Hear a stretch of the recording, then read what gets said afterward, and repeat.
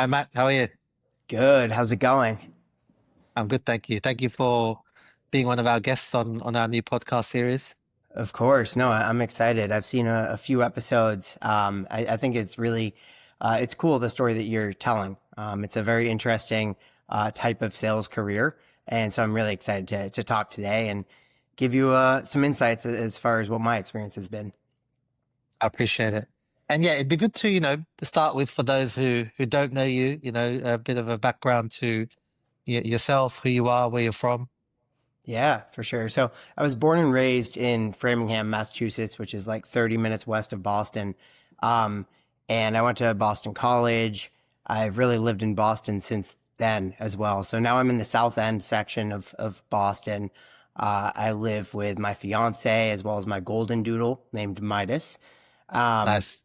yeah, so I've really enjoyed my time with OutSystems. I guess after BC, I was actually an international studies major, so Ah, I was focused on politics specifically. So what I do isn't necessarily international politics right now, yeah. but I did spend a year with a nonprofit outside of school, and that was helping with a growth program for inner city businesses. That was a good time for the Nice. most part, and that got me to see how much I really enjoyed the process of sort of recruiting people, getting them to see a vision. Then from there, I spent a year as a sales development rep at salary.com, made some great friends, got some great experience, and then moved to OutSystems in December of 2018. So that was coming on the back of some good funding that the company got. We were growing Mhm. the function here in the US all throughout 2019, 2020. I spent 1 year as an SDR, two as an inside sales rep, which is basically a small business Yep. sales closer. And then I've been selling to enterprises since 2022. Um, Now I'm Yeah. actually focused exclusively on insurance companies. So that's been a fun journey in and of itself too. Yeah. Yeah. And when you first started, working in sales at salary.com, it was that kind of did that taste of sales make you think, okay, this is what I want to pursue? Because obviously, like you said, your background wasn't in sales, right? You weren't, studying with the intention to work in sales. So was it that, did you have that ambition when you got the job? Is it something you thought, let me try it? Or was it something that kind of as you did it, you thought, actually, I could build a career out of this? Yeah, it was definitely the latter where I was just sort of chasing the next opportunity. When Yeah. you're out of college, it's Yeah. where can I get paid and where can I build some skills? And that's really what brought me over. It was sort of that process of owning the part of the cycle I was allowed to at that stage, building out sort of a serious pipeline of this guy said it'll be 2 months. How can I sort of nurture that across his organization? That got me really interested in the more complex parts of sales. A lot of what I was doing with Salary.com was a little bit more transactional of sales in Yep. terms of you have market data, and if you need to renew it at some point, let's try to get our hat in the ring. And that really changed when I came to OutSystems was, Yeah. this new focus on whatever business problem there is, trying to better understand it and understand how we could solve it well. Yeah. Yeah. And when you started out systems, what was the learning process for you? Because obviously there's one thing learning sales and there's another thing learning technology, right? So it's kind of, you're not just coming in and learning one thing and then just trying to be good at it. You've got to learn a whole other skill set in you're selling software. So how was that experience for you? And it's a moving target.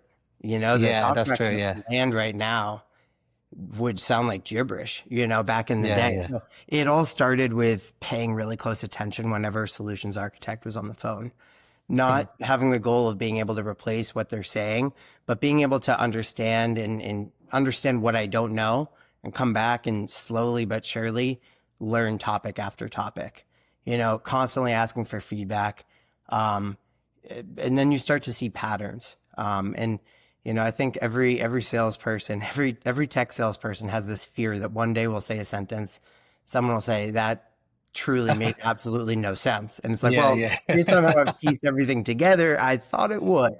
Um, but you've got to trust that, as you get called into more and more important meetings, as you understand the strategy behind a lot of things, you're learning, right? And you're gaining sort of valuable experience that you can be positioning as a competitive advantage. You know, if you're joining calls and you're going to be a good client advisor into the future, that's something that can set you apart from other platforms. So taking pride in that is something that I think a lot of salespeople at OutSystems are doing. And I think it's Yeah, really helping us. yeah.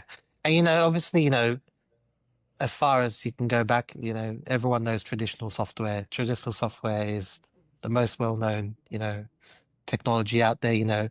What strategies have you used to, sell low code? Because obviously, I think, if you're talking about 2018, it's obviously a lot more popular now, but I can imagine in 2018, people were probably kind of saying out who or what's out systems, what strategies have you used to kind of break the traditional kind of mold? I think I'm lucky that the platform that I chose in 2018 is one that's prioritized the professional developer experience so much. I think that there's a little bit of a stigma that we're always working around at OutSystems with low code being, okay, so you simplify the development process. What can't we do? Right. And so many Mm, platforms out there call themselves low code now. It really just means that there's an IDE, like a development environment, and that people can drag and drop and yeah, build experiences from that. So that could be any type of platform. So I really try to go after understanding what business requirements there are and trying to say, okay, we can accelerate these 4 or 5, and we're not going to hold you back from that fifth. You'll probably hand code that one the same way that you would have mhm, otherwise. But as far as maintenance, as far as getting, off the ground, we will help you with the rest of that and deliver it faster. So, um, we do a lot of training internally on business value yeah, justification and understanding the real business impact. Usually, if you're finding the right use case, it's gonna sort of sell itself. It's just about getting hands on keyboard in the right way, and understanding what people really need out of the technology. yeah. And as someone who's speaking to, businesses, that's your role, right? Most, you're speaking to people. What are some, and you touched on some about, some are, you can't really, there's a limit with some platforms, but what other kind of misconceptions do you come across that you have to kind of overcome when speaking to these, these, decision makers? Yeah, that it's really just for toy applications, or Yeah, it's not for developers. That developers are going to hate the fact that the organization is even thinking about low code, right?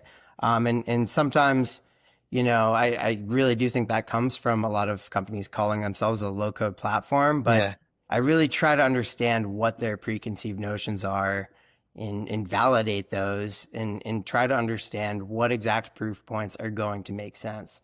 Um, it's actually funny internally. There's been a conversation for years now of how much do we cling to that term low code versus how do yeah, we try to, clarify that we're not just that. yeah, But it's my belief we should continue to use the term, yeah, just to give a point of reference for people who yeah, might not have quite heard of us, but mhm, I think it helps paint a picture. yeah, Um, but again, at the end of the day, that just means you have drag and drop in your technology. yeah, So it's about getting to the right use cases, I'd say. yeah. And do you find, as you've been doing this for a while now, your conversations dating back to 2018 to now, there's less misconceptions because more people are aware, or do you feel even today there's still a lot that are very confused with, low code, low value? Unfortunately, still that's still dealing with those misconceptions. A lot of the Yeah, times, people might have said, say in 2019, 2018, like, okay, we want to bring something low code. Let's go with something low cost, low risk, and let's see how that works. And it's a platform that, doesn't have that many customers, not putting that much towards R&D, and it never gets that advanced. When it comes time for renewal, they're going to continue to have questions of what yeah, actually is out there. You know, ideally they're able to sort of guide themselves towards an analyst report or two, or really do Yeah. some hands-on keyboard research. But otherwise, like, those misconceptions aren't going away. Yeah. In fact, sometimes they're sort of taking a different shape. Like, oh, well, with Gen AI, are you ready? Um, Yeah. to which I would, might be off topic, but I would say absolutely. And I would say, you know, companies have Gen AI strategies, maybe a 3-year roadmap, and they have app dev strategies, maybe a Mm. 3-year roadmap. But not everyone's thinking, how are we actually infusing the two? Right. And so if you're able to build something on a modern architecture that's built around easier app maintenance, I think making those changes over time gets a lot easier. That's a big value prop right now for someone to go with OutSystems. Yeah, yeah, and you mentioned, your pure focus right now is insurance, and you're working on the insurance side, you know, and I think OutSystems have a lot of insurance use cases and reference points you can go back to, which must help. Why do you think, OutSystems as a platform is beneficial to insurance companies? Yeah, I think that there's this misconception that insurance companies aren't interested in innovating or that they move incredibly slowly. Now, they obviously they really calculate their risks, right? They're not going to be, we talk about cutting edge versus bleeding edge. Never seen one of my customers say, hey, I heard there's a feature coming out in 3 months. Like, we need to try it before it's ready. You're never going to hear that. Yeah, But at the same time, with regulations always changing and internal underwriting rules always changing, you need to be able to keep up with that. So having a sort of a nimble architecture, being able to make changes quickly, that's key. Um, and also, like, with that speed of change, speed of development, just because the decisions might take a little longer than some industries doesn't mean that there aren't massive benefits to launching software 6 months earlier, right? If it's revenue yeah, recognition, like, you're recognizing revenue much sooner. If it's operational efficiency, you can then go and adjust accordingly 6 months faster, and that makes a huge difference. So it's also like the insurance industry, everyone knows each other. It's something I'm seeing, yeah, sort of a certain level of baseline knowledge that you need to have. Um, and our platform is so focused on getting results, getting a quick first time to value, and expanding and making reusable factories. Like, we have so many references. I go to conferences, and people are talking and very yeah, willing to vouch for their experience with us. So I think it's a pretty close knit industry, and I think that really yeah. helps. Yeah, definitely. Yeah. And without kind of mentioning, customer names, can you kind of talk about some of the kind of, largest deals, you bought, to OutSystems, that you're proud of? Yeah. Let's see. So I was running globally an account team last year. There's a major insurer. They're on the life side, but they have sort of a unique business structure. And we helped them sort of restructure their entire contract around multiple regions, and with the United States, as well as I'll just say overseas Yeah, for anonymizing. But yeah, there are very different requirements, very different needs, and even different personalities that we'd be dealing with. And so that was a really um, just an interesting experience. There was so much to learn from that, in terms of, like, understanding how we can capture these, maybe a weekly meeting overseas where something yeah, comes up, and that could have a huge implication on how the US team is looking at the deal. How do we own that communication? How do we keep things on time? I ended up pulling really an all-nighter leading into the Oh, day, as wow. we waited for the Eastern Asia time zone, Yeah, basically, to go submit something 5 p.m. their time. Um, but yeah, it's that was a great experience. And then thinking about sort of within the United States, a lot of it has been incremental growth, but Mm. continuing to understand how organizations work is super fun. And landing major projects, especially away from major competitors, is always something that's fun, right? When you Yeah. know that you've aligned your own executives, you've aligned major delivery partners, GSIs, and you're understanding what makes everyone tick on the other side within the organization that you're selling to. So just thinking about it, there was also another major life insurance company, and they built an agent portal. It was originally for a smaller group within the organization, to small like lines, and Mm. it ended up being so successful. They said, let's roll this out to all of our life insurance agents. That's over 15,000 people. So Wow.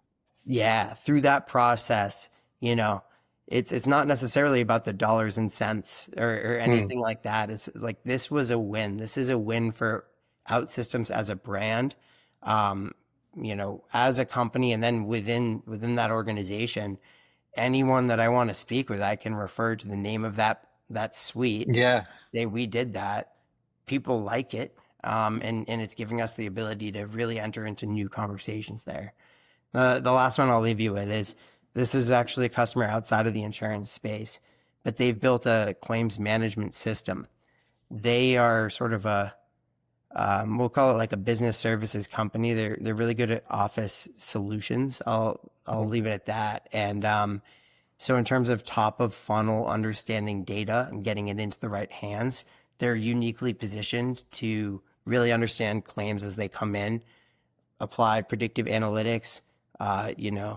It's called KYC, know your customer within insurance, and they're excellent at that. So they're seeing some recent growth for sure, and being able to integrate that suite into an existing claims management system, making sure like, okay, if you really are mostly focused on that top of funnel info gathering, we can reconfigure this solution and just kind of plop it in where it makes sense within your architecture.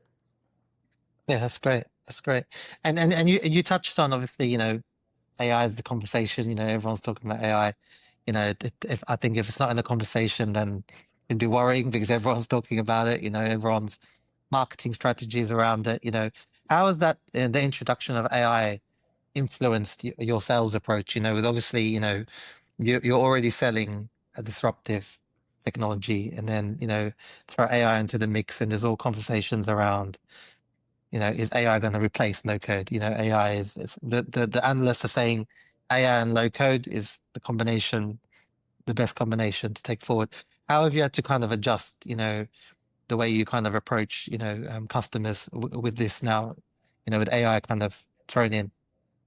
Well, I think that low code, as far as any type of technology, is in the best position to supplement, augment it, put guardrails around it. Um, we've prioritized AI before it was the hot buzzword that it is Yeah, now. Back in 2018, we made it so developers can basically right click across the development environment, and we will predict their like five most likely next actions. So yeah, that's always been our focus, and we have over 20 years of developer behavior to map that around. I think it's going to be interesting what we announce over the next month, next 3 months, next year, especially with our change in leadership as well. But what I can tell you is we've been paying attention, we've been training the right models in the right ways, but also making it so we think about the Gen AI process and journey as a whole. We're able to help companies with their data as well. There's this term garbage in, garbage out. And so we can help companies if you have data scattered across 200 old applications, we can help you go rebuild those and sort of catalog and understand what data you have. So as you feed your own internal models, you're in a better position. So I know that we have an announcement or two coming in the next month or two. yeah. So I think it's kind of best left at you'll see soon. But I'm really excited for some of the work that we're doing around both Gen AI and agentic. Yeah, yeah. And speaking about announcements, I think the last big announcement was Mentor. Everyone kind of got to see that at the one conference, and it's been kind of, further things have been shared online and with customers. You know, how has that, how's that impacted your discussions? What's the feedback been like? How are kind of, existing but even new, customers kind of think of it? Yeah, I mean it's fascinating, right? It's fascinating. I showed it to one of our active customers, one that I have a really close relationship with, and he said, "Wow, this feels like sci-fi. This feels like the future is here." And it does. It really does. And now in practice, right? For those who might not know, Mentor can consume business requirement documentation and spit out a real functioning application. And you can edit it with GenAI or you can edit it within our traditional development environment. And what that does, like realistically, a major insurer is not going to say, "Hey, go build me my underwriter workbench." Perfect. Okay, let's go hand this, put this in the hand of our underwriting Yeah, team. What it does do, first of all, smaller applications, it can build those. Like we've seen it happen, CRUD applications as they're called. It's pretty consistent with that. But when you think about the larger projects, you feed it the right requirements, and yes, what it spits out is going to require some work, but it's a starting point, and it's I would argue better than the typical template that you would see with mm, some other players in the space. It's something that's catered towards what you were looking for in the first place. And what it's doing is it's building, say, 15 screens and the workflows between each of those. That's going to save you months and months of development. It'll give you that starting point that's really catered towards you. So we kind of call that motion app scaffolding. And it's something a good chunk of my customers are already doing. It's also, as a sales guy, always great to have something that's shiny and pretty and yeah, getting of people's course, yeah, attention. Um, you're always trying to get some wows out of people when you yeah. speak with them, and that's the kind of software that we've been cooking up in the background. And again, we've got some more announcements coming along those lines. Yeah, and I guess what's great with it is, and like you said, as a sales guy, having these announcements, not just for existing customers, it's a great way to go back to prospects you've been working on over years, right? Where you can just go back and, you just never know which announcement is gonna get them over the line. There's always something that might, something that 2 years ago they were not interested in, now's announced, and you're like, this, and it gets them over the line. So it's definitely value add for your role that there's regular announcements rather than kind of just one a year or something like that. Yeah, I think our organization has really understood that R&D and getting the right Yeah, product investments at the right time and marketing those is something that really keeps us, when you look at some of our competitors, um, a lot of organizations already have conversations with yeah, our major sort of conglomerate mm, type style like competitors. Like in an yeah, analyst report, you're going to see Microsoft and Salesforce, you're going to see Oracle and SAP. Those are already in so many organizations. yeah, For like in practice for an IT leader to say, "You know what, if it's the right platform, this is worth having yet another platform in our yeah. toolkit." Not every company ever says that, right? No, So you're we right. don't have that initial foot in the door. We need to continue to innovate and give those Yeah, bigger companies something to, model their own R&D after. yeah, yeah, Um, but it's been fun. And with each announcement, as the person who's often the face of OutSystems to my customers, I like that challenge of having to go out, learn what it means from a tech standpoint, what it can mean from a business standpoint, really listen to how my customers are responding.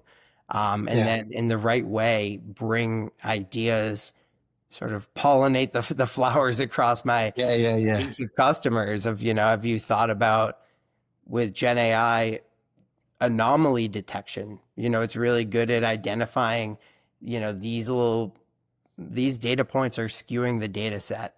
Is it possible that you've misinterpreted, you've misread, a comma for a period or something like that? mm, That kind of thing. Yeah, no, it's been fascinating, and Mentor's awesome. I'm so excited to see, the reception to the upcoming agentic Yeah, pieces. that's amazing.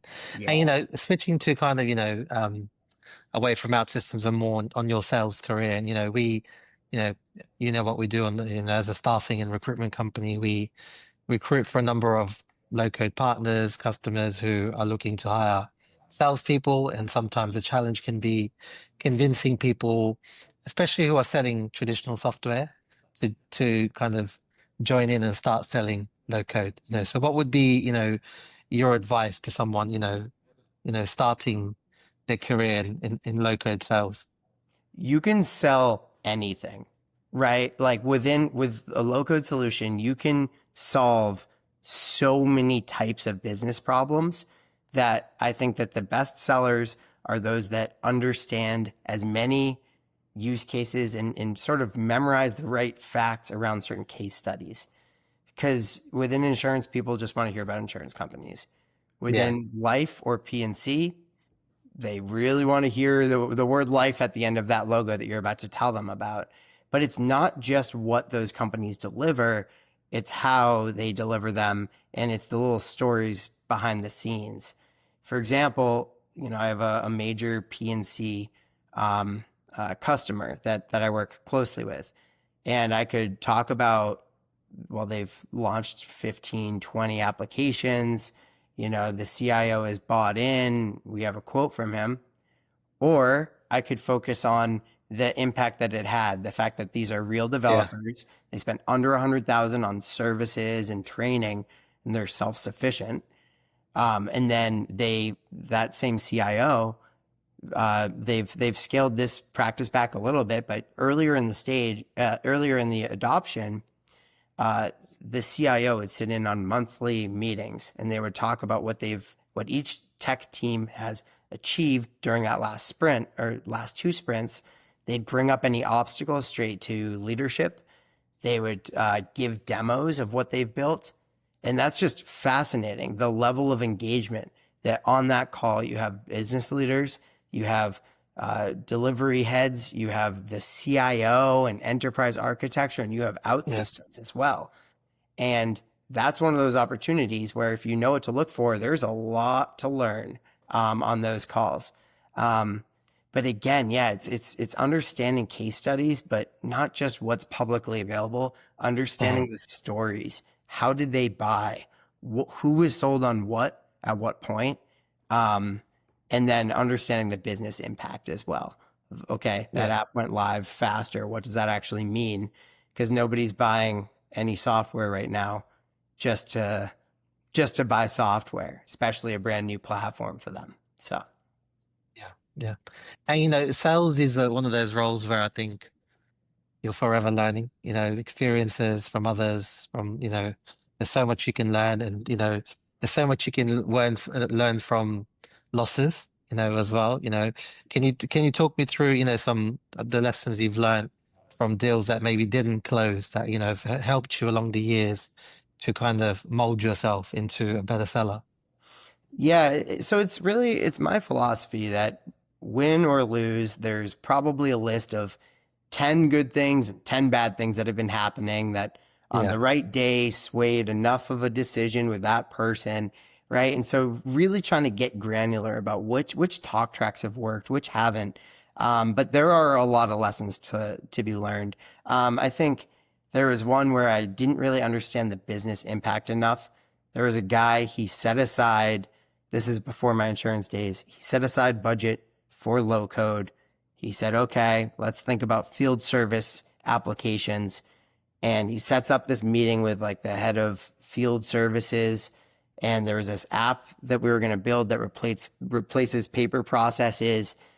And we got all these people on the line, and it was going to save them like 20 man hours per week.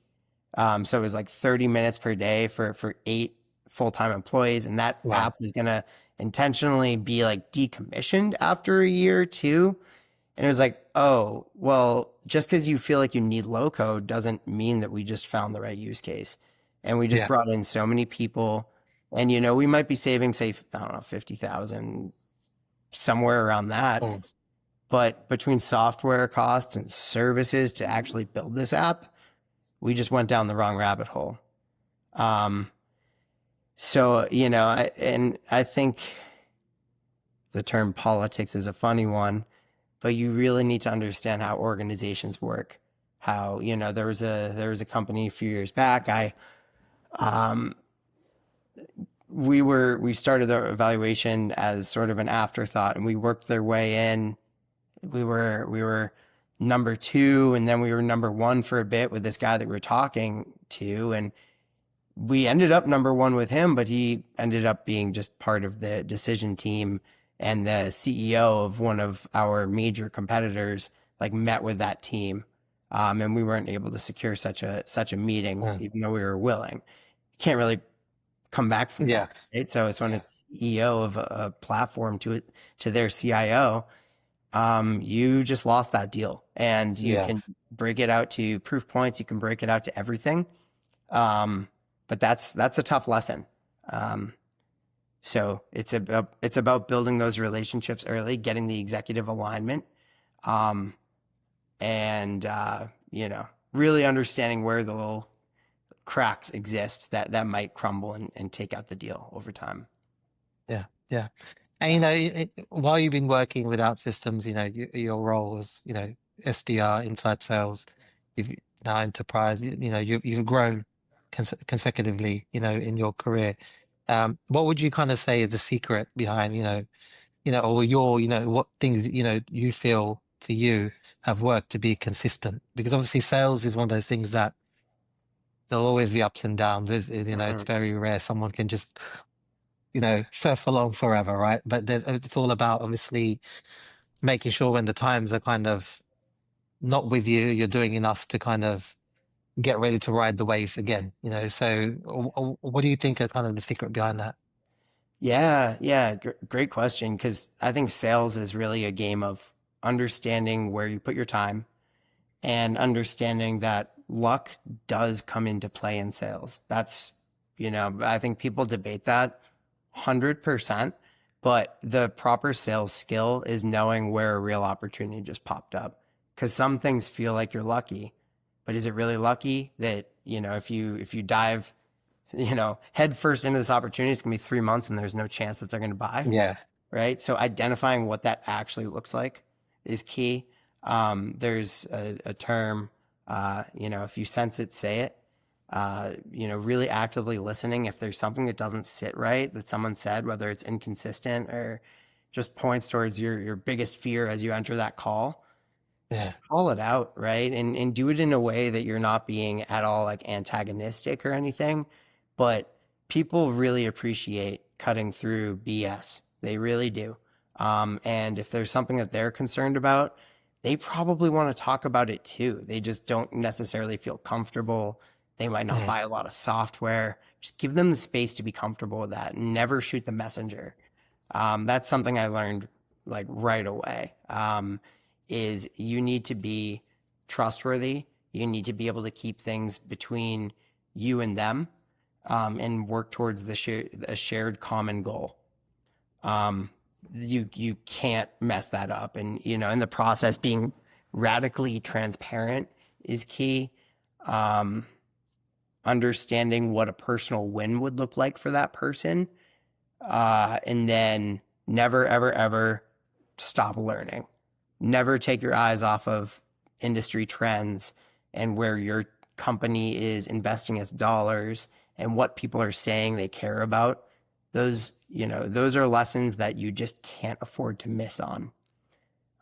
So if you have that, really, I think sales is funny where there are all these different methodologies. There are all these different yeah, little quips that people will throw out there, but it's knowing when each one is relevant and just sort of following your gut as you go through these things. Um, but eventually, if you're consistent, people feel like they can trust you.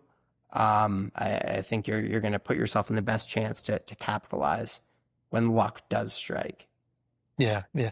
And I think a key thing you said there was the trust, right? Because obviously I speak to a lot of end customers. I've interviewed end customers, and it's funny that, sometimes I'll talk to them about evaluation process. right? Of how was the evaluation process? Why did they pick one platform over the other, right? And sometimes it's not the technology that has, it's not the technology that's made them pick that platform. It's in a lot of cases they'll talk about the trust and the connection they felt Yeah. with the team selling the platform. So it might not always be that they may have not chosen because of the capabilities. It's just they feel a better connection.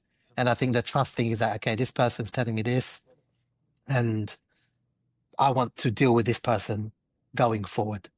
Yep. You know? People buy from people. People Yeah, buy yeah, from emotions. And as you go through an evaluation together, you learn a lot about people, right? And I would not want to enter into a business agreement with someone that I didn't think would take my guidance seriously.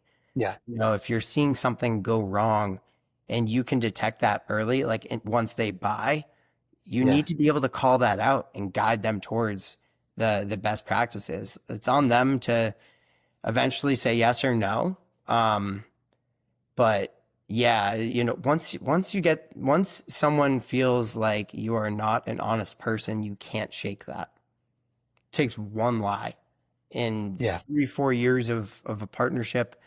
You know, if you know something is about to change and you guide them in the wrong direction, you need to own that, and that's your professional brand that you just cost, right? yeah. Um, yeah, Agreed, agreed. And outside of your day to day, your work is anything. Obviously, sales is a high pressure role. It's a lot about performing. And it's important to kind of have something outside to help you switch off, which will also help you when you're on switched on. Is there anything you do to kind of keep yourself performing at the best level you can? yeah. Well, in the opposite direction, wedding planning. Okay, cool. So yeah, but as far as the things that I do, definitely pick up basketball. I try to go play basketball 2 or 3 times a week. I'm not very good, but as I talked about, never stop learning, baby. Uh, Exactly, Never exactly. stop deciding, okay, I'm too short to contend with that guy, and save some pride. But also, working up a sweat regularly just Yeah, helps get your eyes off, refocus. And plus, walking my dog, I try to never have a day where I have less than say 4,000, 5,000 steps. nice. I love cooking as well, and that's something that's a nice little project you can apply some creativity Yeah. to, and it's like a 1 hour time box of okay, I'm going to go Mm. create something, and if you're too heavy handed with seasoning at some point, that's just a Yeah, yeah, tough lesson to learn. yeah. And then lastly, I would say I've been trying to take meditation pretty Mm. seriously lately. That helps at work with composure, but it's just constantly feeling more grounded. Like Yeah. every week, understanding the context of everything, not letting a stressful deal affect your sleep and then create sort of Mm. a bad cycle there. So Yeah. being able to step outside of your thoughts a bit, I think, is a really valuable thing. And I'm not trying to be preachy about that. Everyone has their Yeah. own little Yeah. little processes, but meditation has helped me a ton in my life. That's great. That's great.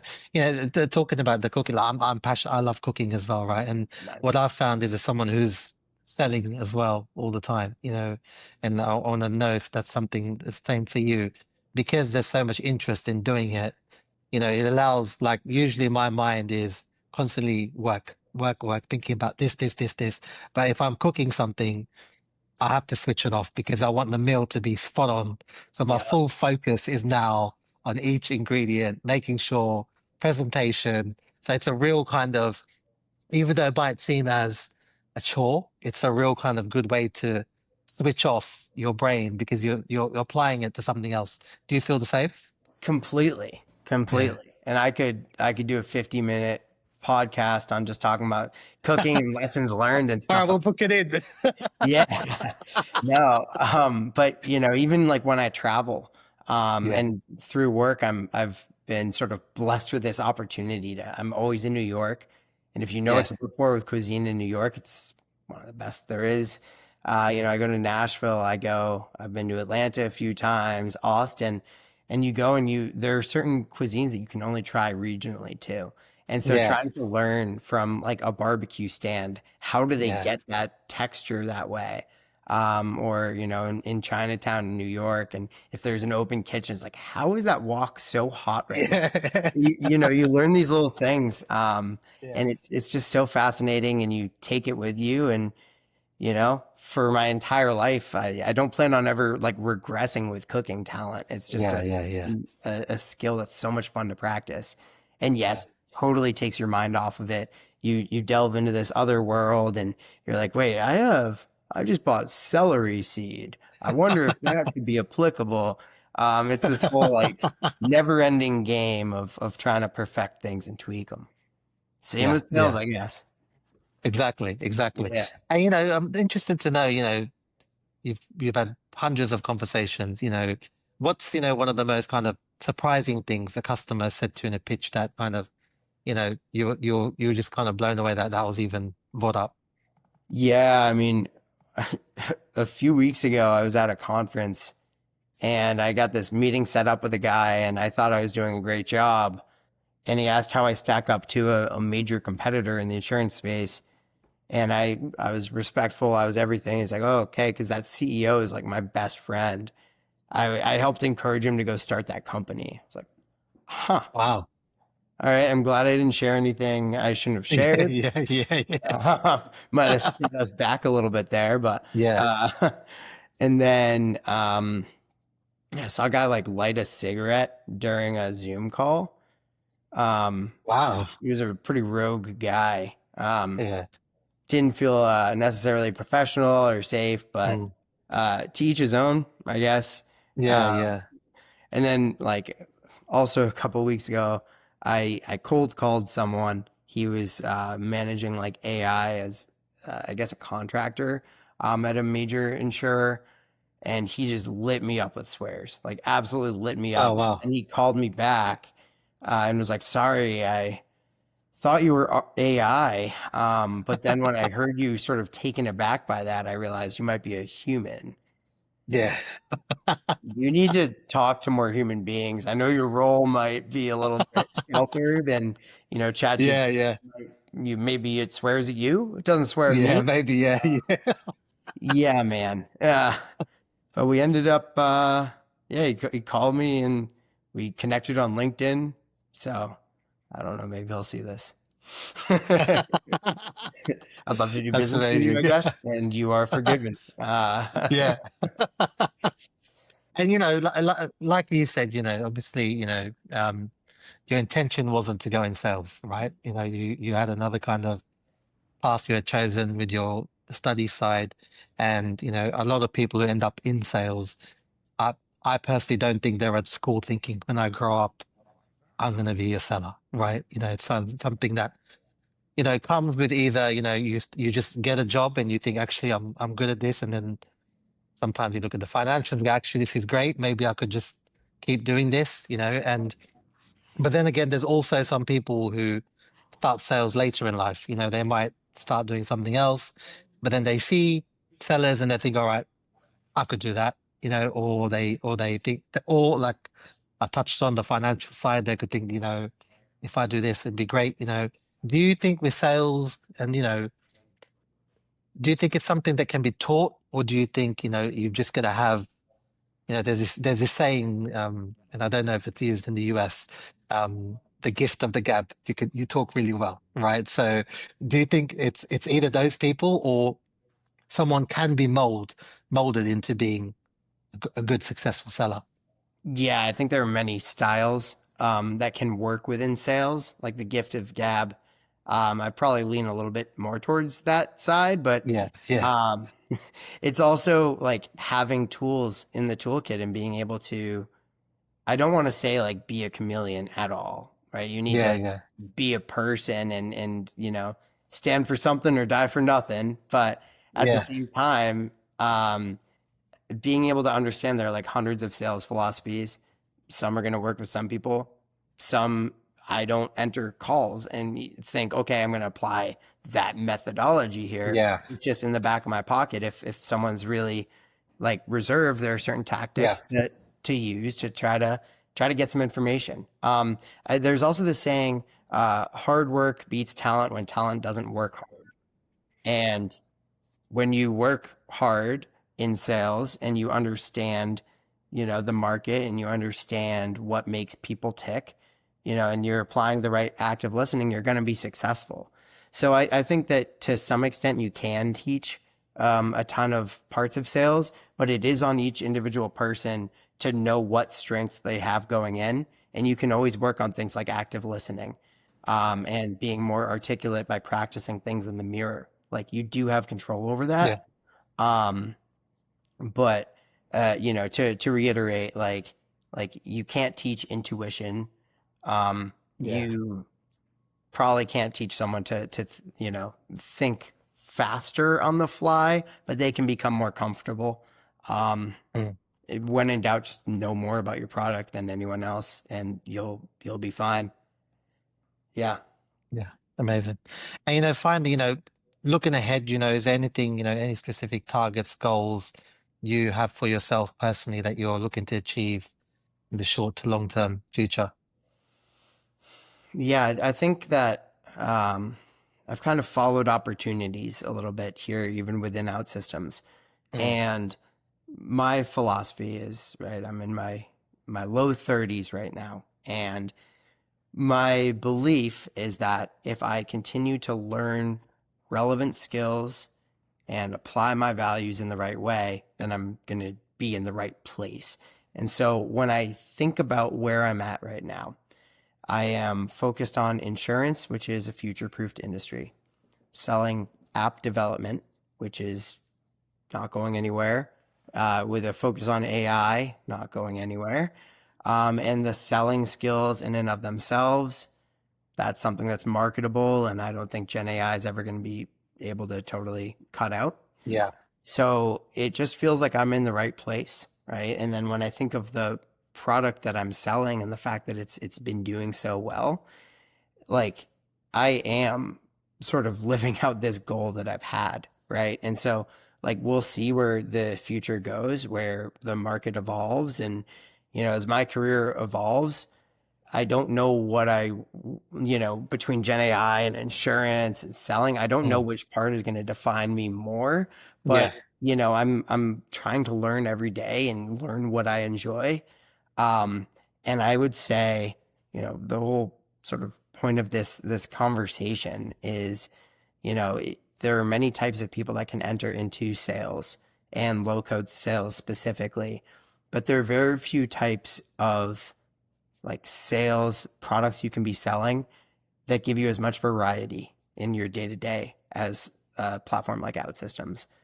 You can build any type of software you want. At the end of the day, software is there to help solve business problems. There are so few types of use cases where I would say, okay, this doesn't make sense for us to have this conversation.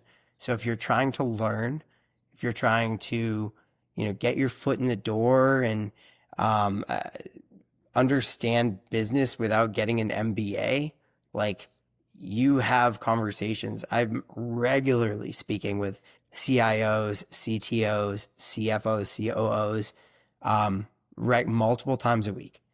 And those are connections that I will always have.